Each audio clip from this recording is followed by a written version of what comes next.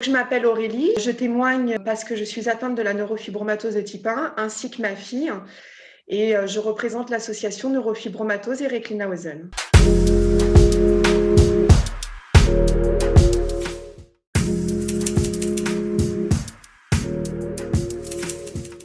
Alors, ma fille a subi 7 ans de chimiothérapie, donc 7 ans de protocoles différents et elle a subi 2 opérations cérébrales pour enlever des tumeurs qu'elle avait dans le cerveau en fait.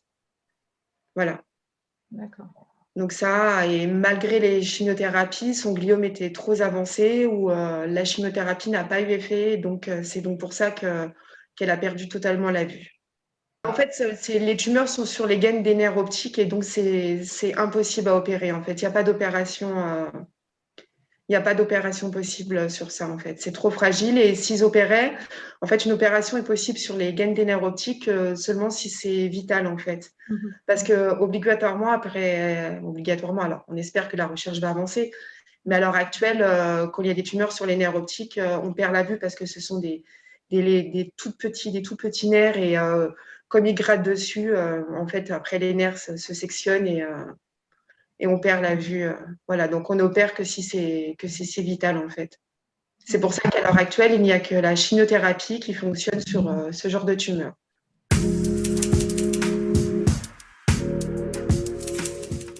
Ça s'est arrêté parce que le gliome s'est stabilisé, qu'elle a perdu la vue, donc on ne lui fait pas subir de la chimiothérapie pour sauver la vue vu qu'elle l'a perdue.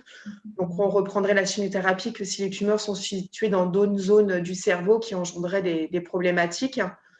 Et voilà, la chimiothérapie avait été aussi arrêtée parce que 7 ans de chimiothérapie sur le corps commençaient à avoir de lourdes conséquences sur notre fille avec beaucoup d'effets secondaires. Donc voilà, il a été décidé d'arrêter cette chimiothérapie pour son bien-être aussi.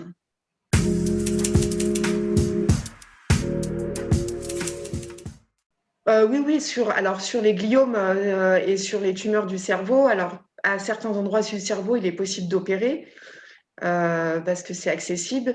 Il y en a d'autres qui ne sont pas accessibles. Mais à l'heure actuelle, oui, pour les tumeurs au niveau du cerveau, il n'y a que la chimiothérapie qui fonctionne à l'heure actuelle. Alors, il y a des chimiothérapies qui se sont faites. Nous avons eu une petite année de chimiothérapie par mois, voie médicamenteuse, mais ça reste de la chimiothérapie, en fait. C'était un essai de protocole.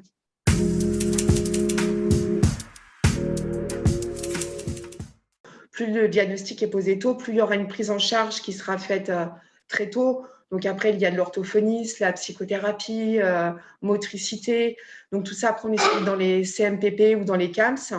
Et on dit aux parents, même s'il à 2-3 ans, on commence à faire suivre son enfant chez un orthophoniste ou un psychologue ou quelque chose comme ça, c'est très important de faire des prises en charge très tôt parce que plus elle est prise tard, plus après le retard va s'accumuler et c'est très compliqué après pour l'enfant.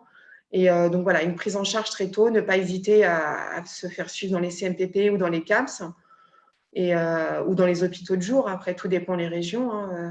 Et donc voilà, il faut qu'il y ait une prise en charge le plus tôt possible pour que l'enfant puisse évoluer voilà, au mieux et s'améliorer, au mieux faire des progrès.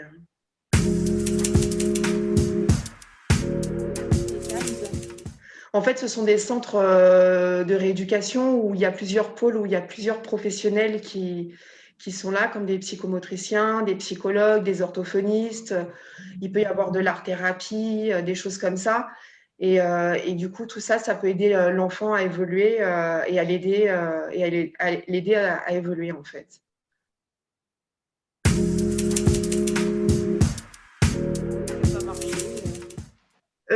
Je crois que j'ai tout essayé, mais rien n'a fonctionné. Après, tout ce qui est médecine alternative, ce sont les croyances de chacun. Je pense que si on a envie d'y croire, ça peut fonctionner.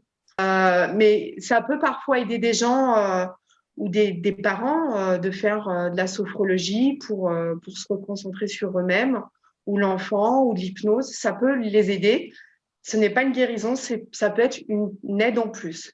Mais après, voilà, je pense que pour que ça fonctionne, il faut y croire. Moi, personnellement, je ne crois pas à ce genre de médecine. Donc, je n'ai jamais eu affaire ni pour moi ni pour ma fille.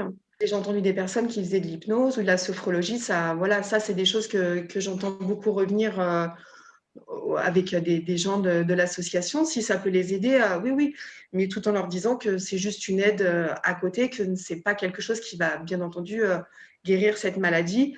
Mais si ça leur fait du bien, bah, c'est l'essentiel. Qu'ils y aillent, en fait, moi, je leur dirais. Hein. Faut pas qu'ils restent bloqués que sur la sophrologie. Tiens, j'ai une neurofibromatose, j'ai ma partout, je vais voir que le sophrologue. Non, ça, c'est non. C'est une aide en plus de la médecine ordinaire, on va dire.